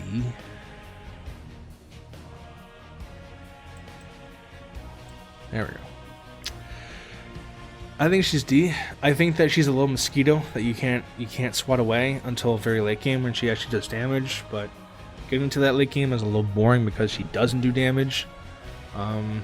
She's an annoying fly. That's all she does. She's diva, but frail. She's meant to run at you, do a little bit of damage, run away, rinse and repeat for the entire game. I don't think that she's necessarily fun to play. Not really. She can be fun to play. It is kind of fun to be a little fly that they can't swat because you can blink or teleport away. I think just how the game runs, though, her kind of play style just isn't really proper. The game doesn't have like quick cast ability like League does, because with League, if you want, it's a setting you can have. You can cast spells just by double tapping Q, W, E, or R. Here's the Storm. That's not the case. You have to tap Q, and then you need to click with your mouse to cast a spell. No fans or bots. So when you Tracer, you need to be Q click, Q click, Q click, and sometimes you just go Q Q Q Q Q click. And so you only blink once when you want to blink 3 times, and you get caught. It doesn't really have crispness in the fact where you want to cast all of your abilities at once. That's one of the biggest flaws that Heroes of the Storm has, and that is a thing that I think that they would be able to kink out if the game still received funding. Little things like that make Tracer really hard to be optimal with. Her ultimate bomb is like good fucking luck hitting that realistically in a skilled environment. Her E is her bread and butter, along with her blink. I don't know, she's just lame. She shoots you, she can throw a bomb on you, or she can punch you. That's it. And she just runs around. She's hard to kill, I'll give her that. But no, I'll stick with this. She's at the very head of D. That's where she goes. Tychus is better. Tychus is a better Tracer in every way. Tychus has a better auto. Tychus has... Okay, not every way. Tracer has better dashes. But Tychus is essentially Tracer, but better overall. Tychus has a machine gun. Tychus has a bomb he throws on you. Tychus has a dash. The only thing that Tychus doesn't do is punch you. But that's because he can summon down a fucking mech and jump in it and shoot you with it, which I think is just... Oh my god. Odin is one of the best fucking alts in the game, just for spectacle alone, and I would put him here because Illidan kind of counters him. I wouldn't say that he's better than Illidan, because a single Illidan shuts Tychus down. Tychus is like your bread and butter tank shredder. He will mulch down anyone that has a decent sized health pool. So like Azmodan health size and up, Tychus will just completely obliterate them. At the cost of him being a little bit more frail, but with his sheer damage output, people are more often willing to run away than to fight you. Unless you get ganked and it's like a 2v1. Tyrael is D, dude. Tyrael is so much fun, but he sucks. he is a late game tank, which is terrible. You want tanks to be anything but a late game scale. He can't do jack shit early game to mid game. He needs his level 1 quest to do anything great, but that isn't obtainable until 12 to 15 minutes in the game before you can actually start being effective. He has the fun tackle ultimate, but ultimately that's all he has. His passive is activated upon him dying, which is just... Stop adding death passives to these games. When you're more useful dead than alive, it's not good character design in this kind of games. He does not do well in most cases. He's a bulwark, but every single one of his abilities is offensive basically, and it doesn't really match well until late game when you can start to maybe out-tax all the damage you take, and then it's kind of funny, but it's still not great. This bitch. How do I spell your name? This is another hero where I'm like, I always fuck up their name. Tyrande? Tyrande? Thank you. Yes, thank you. Tyrande. They're not in the search bar. Shit, where are they? They're Warcraft. This bitch. I always forget her fucking name. She's very forgettable to me, but She's Vala, but a healer, right? I don't know. No, she's with Maeve. I don't play her. I don't really know. She has a heal, and she has the yeah, she has a heal. She has a vision. One of her ultimates is she can turn everyone invisible, which feels like it does nothing half the time because they just immediately get revealed because they either get attacked or attack themselves. Or she has the Arrow Rain, which I think it does damage and maybe slows or silences, but I don't really know how effective she is. People play her in ARAM all the time, but people don't play her in the base game in like quick matches. So I don't really have a good base for her. Not really. I played her like a handful of times. I don't really know. I can't really say whether or not she's great or not. But Uther is pretty average. He is a very powerful healer, but he is drawn back by his abysmal mana costs and his tiny mana pool, which doesn't get fixed until late game when you can kind of just cast whatever the fuck you want and you won't really have mana problems. Uther is very good, but people never really like going Uther because as a standalone medic, he is not great until late game. He is good throughout the game, but he has really bad resource management. All of his spells cost ridiculous amounts of mana, and his mana pool itself is very, very small. So he can only cast maybe 10 spells before he's completely out, which isn't great when you're a medic and you have to constantly be casting spells. It's not great. Vala, I think, is also very balanced because if you want to be good with her, you need to have the trade-off. I think that she beats Raynor. So Vala can either go her Q, her W, or her auto attack. Obviously, I've been playing her on my own recently because she's been a lot of fun to play with. I've been playing her with her auto attack build, where it's a gambit where you attack faster. You gain permanent damage if you attack 50 times up until I think something like 300 times, which is you'll never reach that. You'll maybe reach 100 plus. But every time you die, her attack speed gets reduced by 5% up until 5 deaths. So you really want to play hit and run with her. It's a lot of fun. On ARAM, her W build is fucking busted. You would always go W build. It does so much fucking damage because it does nothing but stack damage and damage and damage and damage. If you don't go her Gambit, people do go her Q build. I don't know how effective that is. I maybe need to try it once. I don't know. It's just passive damage, I guess. You throw a little dagger at them and it just does damage and then you run away. I don't really know how effective it is past that. I may need to do some more research. Varian is I think S tier. Is there any more S tiers? No, I think these are the S tiers, dude. Varian is so Varian is much like Thrall but on crack, where he can fill any slot you need.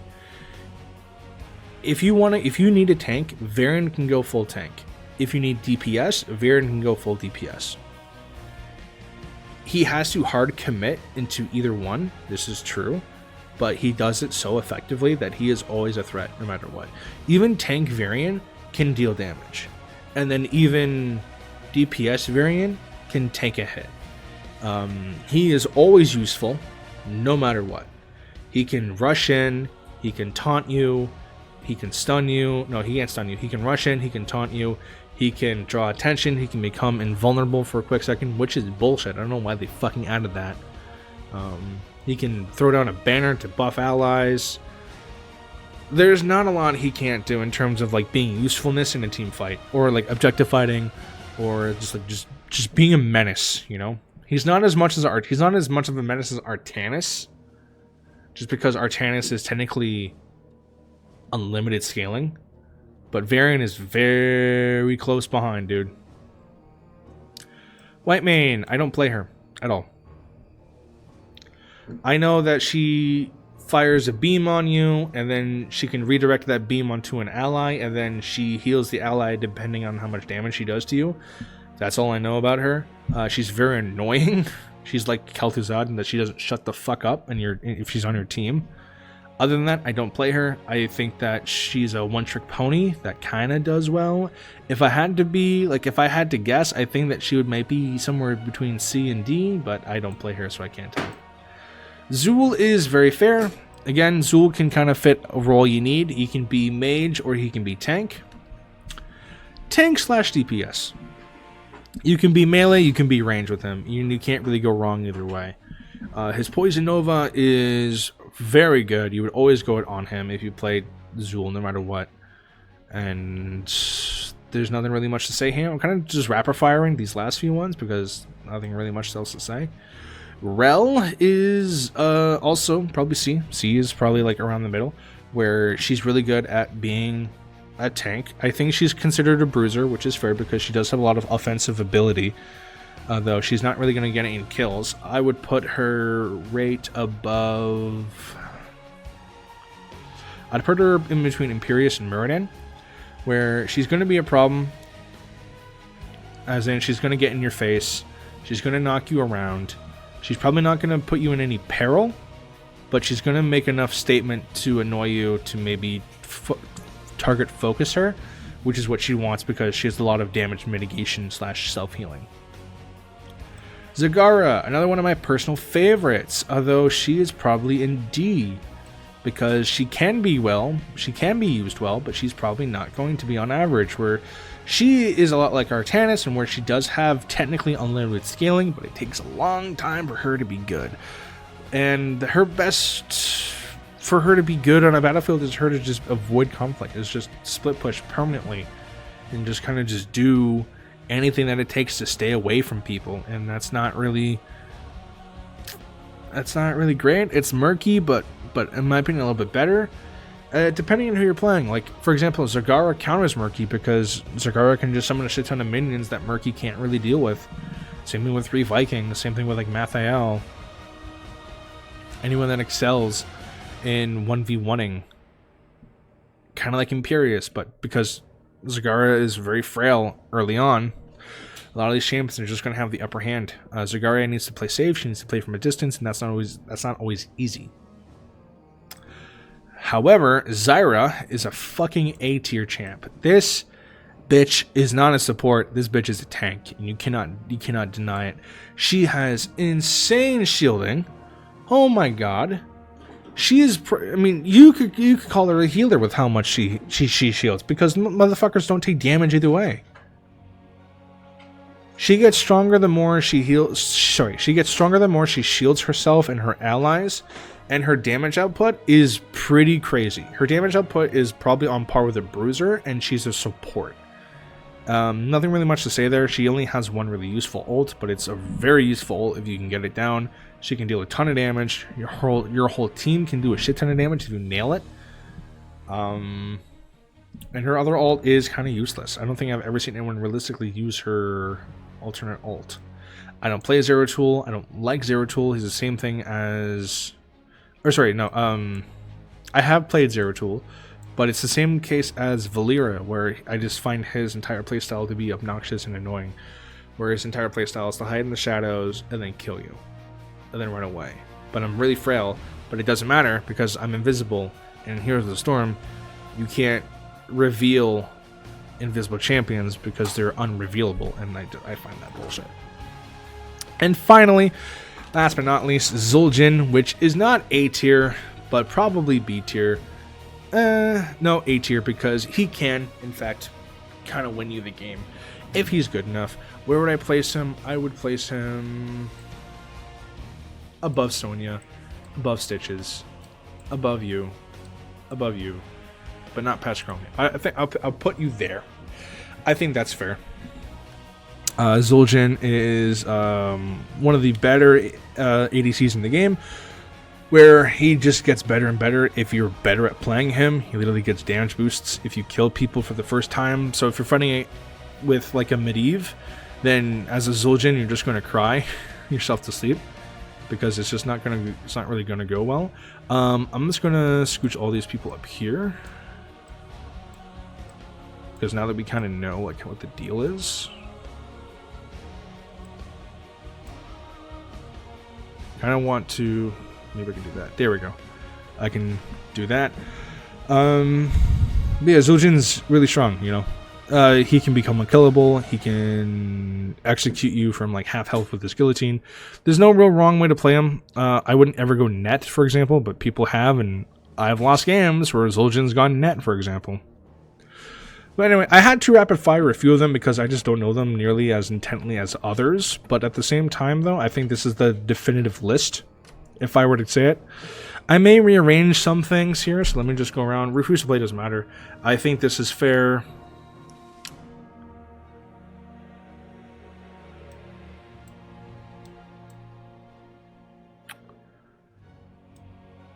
I think I would do that. Hammer, the most mediocre of the mediocres. Yeah, I would put you there, you there, you there.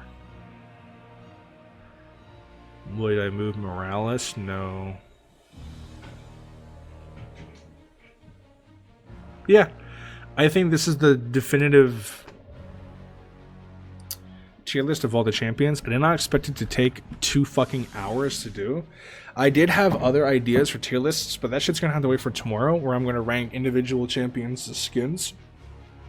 That shit's gonna be tomorrow, because I didn't expect this to take 2 hours, but it did.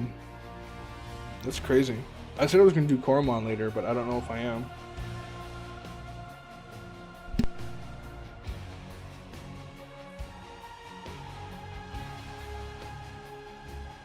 I don't really know what my plans are. This was kind of it.